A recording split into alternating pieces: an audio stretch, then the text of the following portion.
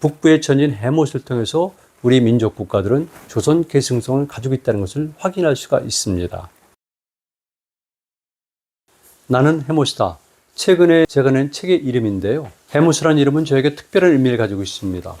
이 책은 1988년도에 나온 책이지만 실질적으로는 1983년도에 쓰여진 책인데요. 저는 80년대 초에 해못이라는 인물을 주목했습니다. 그래서 일본까지 뗏목을 타고 우리 역사를 실증하는 대한해협 뗏목 탐험대를 결성했는데요. 82년대에는 실패했습니다. 그리고 83년대에는 대마대에 상륙한 다음에 다시 일본의 kyushu까지 갔었는데요. 그때 이후부터 저는 해못이라는 인물에 대해서 늘 생각을 하고 있었습니다. 그런데 해못에 관한 단일 연구라든가 또는 단행본을 내지는 못했었거든요. 그래서 이번에 나는 해못이다라는 이름의 평전을 쓰게 됐습니다. 평전이란 말씀드렸죠. 여러분들이 다 아시는 것처럼 우리 역사는 고대로 올라가면 올라갈수록 사료가 남아있는 게 없습니다. 따라서 역사상을 구체적으로 구성할 수가 없는데요. 부여란 날은 정말 더 그렇습니다. 그래서 부여 역사관에서는 많은 사람들이 잘 모르고 있거든요. 그러니까 부여의 천재이면서 그리고 고구려 세운 추모의 아버지라고 알려지는 해못이라는 존재는 정말 제대로 할 수가 없는 것이죠. 그래서 저는 이런 방식을 택했습니다. 조금씩 남아있는 그 당시 때의 부여에 관한 구체적인 사료들, 그리고 부여를 계승한 고구려에 남아있는 구체적인 사료들이 있습니다. 뿐만이 아니라 광개토대왕 비문이라든가 모두르청의 묘지문이라든가 고분 벽화라든가 등등에 보면은 해못과 연관된 것들이 표현이 되어 있거든요. 그리고 나머지 부분들은 특히 해못의 개인적인 성품이라든가 기질이라든가 가장 중요한 것이죠. 그의 세계관이라든가 정치관 등등에 관해서는 알 수가 없습니다. 그래서 어쩔 수 없이 평전의 형식을 빌어서 재구성한 것이죠. 그래서 여러분들은 이 책을 보면은 역사적 사실과 함께 저의 역사적 상상력이 들어갔다는 것을 꼭 이해해 주십시오. 이 책을 쓰게 된 동기는 무엇입니까? 해못이라는 인물은 그렇게 중요함에도 불구하고 제대로 알려져 있지 않습니다. 더군다나 해못과 직결되어 있는 북부여의 존재, 그리고 북부여를 계승한 동부여, 홀본부여 이 등등에 관해서는 우리는 알 수가 없습니다. 따라서 해못이라는 인물의 재조명을 통해서 우리는 부여란 나라, 즉 우리 민족사에서 가장 중요할 수 있는 그리고 많은 민족 국가들의 뿌리가 되는 부여의 역사상도 더불어서 알 수가 있습니다. 그리고 또 한 가지는 우리 민족의 정체성을 아는 것인데요. 우리 민족의 정체성을 알기 위해서는 역사적 사실들이 필요하지만 제대로 알 수가 없습니다. 그런데 일부에서는 신화체의 형식을 빌어서 몇몇 기록들이 남아있거든요. 그 중에서도 해못에 관한 것들은 우리 민족의 정체성을 알려줄 수가 있는 것이죠. 그래서 이런 동기들을 갖고 책을 집필했습니다. 해못이라는 인물을 살펴보는데요. 첫 번째 저는 이름을 주목했습니다. 해못이죠. 이때 해는 성이면서 시라는 것이 분명히 기록이 되어 있습니다. 삼국유사도 당연히 그렇게 기록이 되어 있고요. 못에 관해서는 여러 가지 설이 있습니다만 오늘은 생략하겠습니다. 그런데 해라는 것은 한자로 해방할 때 쓰는 풀해자이거든요. 이것은 의미가 없습니다. 우리는 자체의 글자가 없었기 때문에 한자를 필요했고요. 그러다 보니까 음을 중시하거나 또는 뜻을 중시하는데 음을 중시할 경우 해모수의 해는 바로 우리말 해를 뜻합니다. 한자로 태양이 되는 것이죠. 우리 민족이 태양을 굉장히 소중히 여기고 신앙의 대상으로 삼았다는 것은 여러 가지 점에서 증명할 수가 있습니다. 역사상에 나타난 모든 건국자들의 이름이라든가 또는 중요한 산이라든가 또는 지명의 이름들에서도 확인할 수가 있고요. 특히 해와 연관된 신앙들을 우리는 매우 많이 갖고 있습니다. 따라서 우리 민족사의 전반적인 맥락을 볼 때 해를 숭배하는 신앙이 있었는데요. 그렇다면 당연히 해모수에는 해일 가능성이 큰 것이죠. 더불어 말씀드리는데요. 단군 신화의 기록을 보면은 환인, 환웅 이렇게 존재가 나옵니다. 이때 환이란 것은 우리말 한국할 때 한인데요. 뜻은 이렇습니다. 알타여에서 하나다, 크다, 길다, 넓다, 진리다 등등의 가장 최고의 개념을 포함한 것이 한인데요. 이때 한 중에서는 바로 해의 밝음도 표현이 되어 있다고 합니다. 그래서 해모수는 바로 이런 밝음의 의미를 가지고 있다라고 보면 됩니다.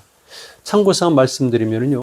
신라를 건국한 사람은 박혁허세이거든요. 이때 박혁허세는 박이란 것도 밝음을 뜻하지만 혁허세란 말도 거서간, 혁거서간인데요. 이때 혁이란 것은 빛날 혁자이기 때문에 밝음과 직결되어 있다는 것을 알 수가 있어요. 그래서 해모수의 해라는 것은 역시 해를 뜻하는 것이다. 이렇게 이해하면 됩니다. 두 번째, 해모수는 신화체 형식을 빌어서 우리에게 알려졌지만 실제 역사에 존재했던 인물이거든요. 따라서 그가 역사적으로 어떤 역할을 했고 어떤 의미를 가지고 있는가를 살펴보는데요. 첫 번째는 부역의 세력들의 통일과 공존을 실현시키는 데 큰 역할을 했다는 겁니다. 해모수는 북부의 천재로 되어 있어요. 추모는 천재지자로 되어 있고요. 여러 가지 기록을 놓고 보면은 역시 해모수는 부역, 그 중에서도 북부의 천재인 것은 분명하죠. 그러니까 북부의 천재아들인 홀본부여를 세운 추모라든가 아니면 동부의 해부로 연결되는 동부여라든가 기타 등등을 보면은 역시 부여 정통성을 표방하고 있고요. 심지어는 백제마저도 이렇게 부여 정통성을 주장했습니다. 따라서 우리는 해모수라는 존재를 통해서 바로 부여의 역사를 복원할 수가 있다 말씀을 드립니다. 두 번째는 우리 부여계들이 대부분 조선 계승성을 주장했구나 이걸 확인할 수가 있는데요. 우리 민족사의 큰 맥락을 보면 첫 번째 시효 국가는 조선이 분명합니다. 따라서 조선 계승성 의식이 계속해서 지금까지 꾸준히 내려오고 있고요. 또 한편에서는 시기적으로 조금 늦지만 부여란 존재 때문에 부여 계승성 내지는 부여 정통성도 같이 내려오고 있습니다. 그런데 이 두 개가 만나거든요. 고구려 때도 당연히 그렇겠지만 이런 것들이 증거로 나타나는 것은 주로 고려시대 때입니다. 승려 이련이 쓴 삼국유사를 보면은 왕력편에 이런 글이 쓰여져 있습니다. 추모는 단군 지자, 즉 고구려를 세운 추모가 단군의 아들이라는 내용이거든요. 그렇다면 당연히 해모수와 단군은 같은 존재라는 것을 알 수가 있거든요. 그리고 단군기를 통해서는 해모수가 단군이라고 불렀고요. 다른 기록들을 보더라도 역시 해모수는 단군에 해당한다는 것을 알 수가 있습니다. 그 이전에 중국 세력도 나타나지만 우리 입장에서는 삼국사기를 비롯해서 특히 고려 중기 이후에 많은 책들이 기록하고 있습니다. 예를 들면 우리 민족사에 있었던 나머지 많은 국가들은 조선 계승성을 주장했다고. 그랬을 경우에 가운데 있으면서 실질적으로 양쪽을 연결해주는 그 존재는 해모수인 것이죠. 따라서 북부의 천진 해모수를 통해서 우리 민족 국가들은 조선 계승성을 가지고 있다는 것을 확인할 수가 있습니다. 세 번째, 저는 고구려의 건국과 발전에 해모수가 큰 역할을 했다고 봅니다. 물론 역사적인 사례를 보면요, 해모수의 역할이란 것은 유아 부인과 결혼한 다음에 사라진 것으로 끝나거든요. 그런데 신화의 내용을 면밀히 검토하고 그 위의 역사적 상황과 일부 사례들을 검토하면 그렇진 않습니다. 추모가 태어나는 데는 보이지 않았던 해모수의 힘이 작동했고요. 그리고 추모가 홀본부로 와서 나라를 세울 때 여러 가지 어려움에 직면하게 됩니다. 그랬을 때 천재, 용, 황룡이란 이상한 존재물이 나타나서 추모의 건국 사업을 도와주거든요.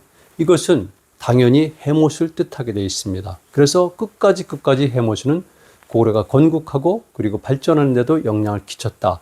뿐만이 아니라 해모수의 역할은 그의 부인이었던 유아 부인을 통해서도 작동을 하게 되는데요. 저는 장군청의 분석을 통해서 끝까지 해모수가 유아 부인과 함께 고구려인들의 신앙의 대상이 되었다고 주장을 해왔습니다. 그런데 삼국사기와 중국 세력들을 보면 일종의 도시에 해당하는 고구려의 큰 성에서는 신당이 있는데요. 그 신당에서 모시는 두 가지입니다. 첫 번째는 고등신이라고 해서 고구려를 세운 추모이고요. 또 하나는 부여신이라고 불려지는데 부여신은 바로 유아부인을 뜻합니다. 그러니까 이 유아부인은 고구려는 물론이거니와 그 이외에 고려 때도 심지어는 조선시대 때까지도 어떤 특정한 지역에서는 중요한 신앙의 대상이었다는 것이죠. 그렇다면 해모수는 유아부인을 통해서도 우리 민족사에서 굉장히 큰 역할을 했다는 것을 확인할 수가 있습니다. 세 번째는 신화적 측면인데요. 저는 신화를 좋아합니다. 그래서 신화에 연관된 많은 논문들과 함께 또 시집들도 갖고 있는데요.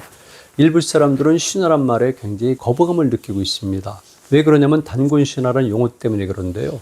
실질적으로 신화의 정확한 정의는 실제로 일어났던 사건이거나 아니면 일어났다고 믿어지는 어떤 중요한 역사적 경험을 단지 설화체 형식을 빌어서 표현하는 것을 신화라고 하는 겁니다.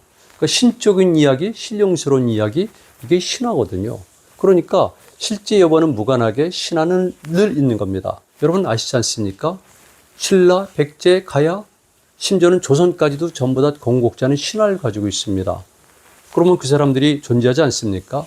아니지 않습니까? 똑같이 단군 신화도 신화라고 불려지면은 단군과 연관된 조선의 실제도 인정하고 그리고 일반적인 것이 아니라 특별한 사건이고 일반적인 인물이 아니라 특별한 인물이라는 것을 확인할 수가 있는 거죠.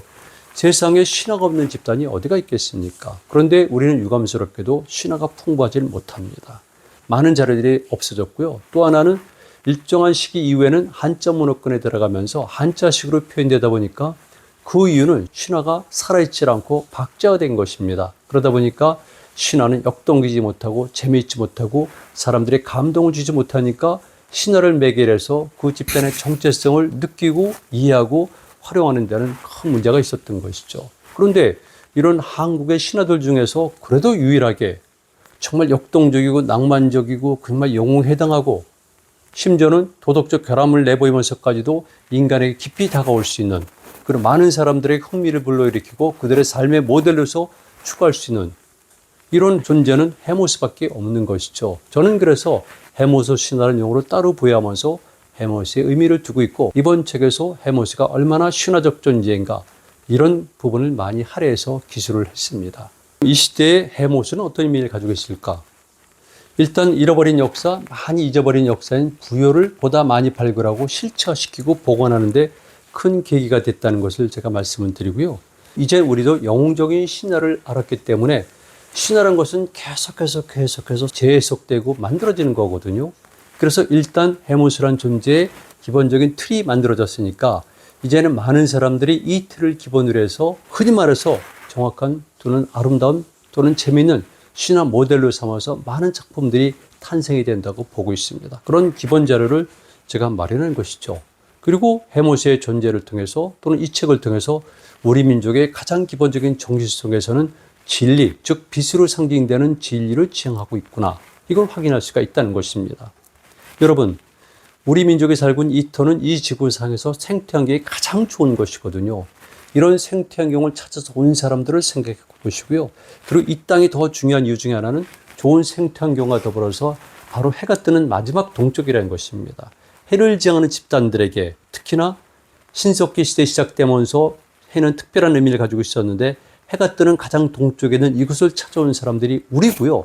그렇기 때문에 우리 민족은 역사적으로 늘 가치지향적인 삶과 역사를 이루어왔던 것이죠. 다만 1000년 전부터 우리가 새로운 시대에 적응을 못해서 역사의 주변부로 전락을 했고 많은 정체성이 왜곡되거나 상실되었지만 이제는 그렇지 않습니다. 이제 이런 새로운 시기를 만나서 우리 민족이 보다 완성된 그리고 가장 가치 있는 삶을 지향하는 역사를 만들려고 한다면 헤모스는 우리에게 중요한 모델이 될 수가 있습니다. 정말 헤모스는 중요한 존재이죠. 더 나아가서 정말 우리는 바로 해를 성으로 삼을 만큼 자의식이 강한 집단이었구나.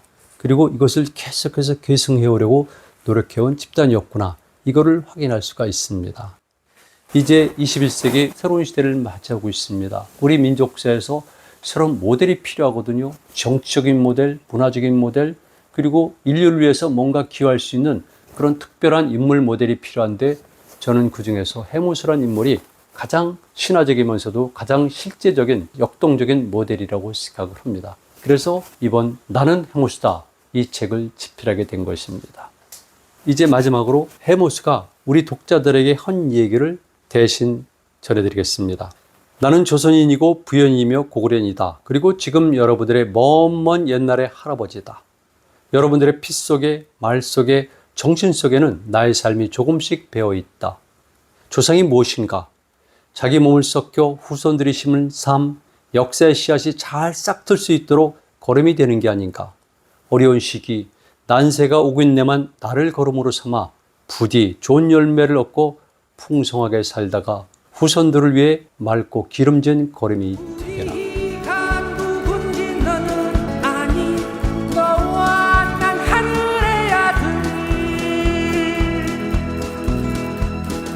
다섯 마리 용이 끄는 황금마차 타고 내려온 헤모스의 피가 흐르는 하늘의